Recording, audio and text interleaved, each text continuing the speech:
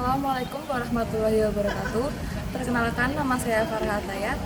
Sebelum membahas mengenai atom ekonomi, saya akan membahas mengenai green chemistry. Green chemistry adalah desain produk dan proses kimia yang mengurangi atau menghilangkan penggunaan atau pembentukan zat berbahaya. Kimia hijau berlaku dalam siklus hidup produk kimia, termasuk desain, pembuatan, penggunaan, dan pembuangan akhir. Green chemistry juga dikenal sebagai sustainable chemistry.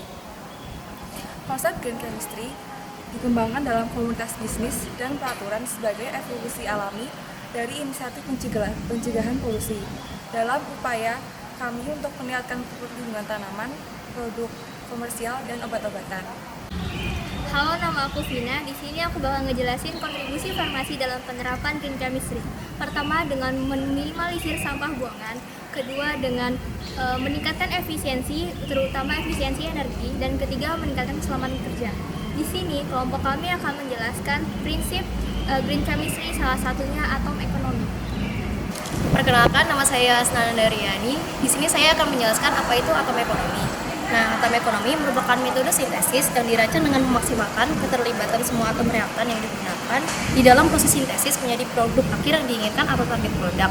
Nah, biasanya atom ekonomi digunakan untuk menilai proporsi produk yang dihasilkan tanpa limbah. Saya akan menjelaskan tentang penerapan ekonomi atom. Untuk mengukur ekonomi atom dari suatu reaksi, kita menjumlahkan massa dari atom-atom dari semua bahan dan reaksi awal sesuai dengan persamaan stoikiometri dan membandingkannya dengan jumlah massa dari semua atom yang ada dalam produk yang diinginkan. Atom-atom dari produk samping yang tidak diinginkan dan reaksi samping dihitung sebagai limbah. Metode ini memberikan ukuran umum dari efisiensi suatu reaksi. Produk reaksi yang dihasilkan oleh suatu reaksi kimia sering berjumlah lebih dari satu jenis dan tidak semuanya merupakan produk reaksi yang diinginkan. Untuk itulah, ekonomi atom yang merupakan besaran yang memperhitungkan proporsi massa atom-atom yang ada dalam produk yang diinginkan relatif terhadap massa total atom yang ada di reaktan. Beberapa reaksi yang 100% menggunakan ekonomi atom antara lain, yang pertama adalah reaksi penataan ulang, yang kedua reaksi adisi, yang ketiga adalah reaksi substitusi, dan yang keempat adalah reaksi eliminasi.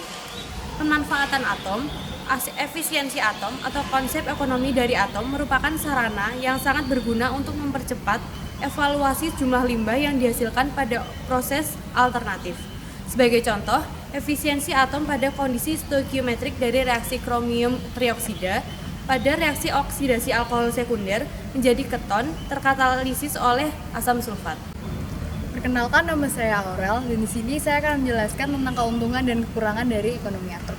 Untuk keuntungannya sendiri, yang pertama, lebih sedikit limbah yang dihasilkan oleh ekonomi atom sehingga lebih ramah lingkungan. Lalu yang kedua, penggunaan bahan baku yang lebih efisien sehingga lebih berkelanjutan dan lebih banyak keuntungannya. Kemudian untuk kekurangannya sendiri, ekonomi atom memiliki skalabilitas yang rendah sehingga menyebabkan biaya skalabilitasnya yang tinggi. Perkenalkan, nama saya Marani. Saya di sini akan menjelaskan mengenai alasan diterapkannya atom ekonomi. Jadi, atom ekonomi diterapkan karena adanya kesalahan dalam metode sebelumnya yang melihat rendemen hasil sebagai parameter untuk menentukan suatu reaksi efektif dan efisien tanpa melihat besar limbah yang dihasilkan. Sekian dari saya, terima kasih.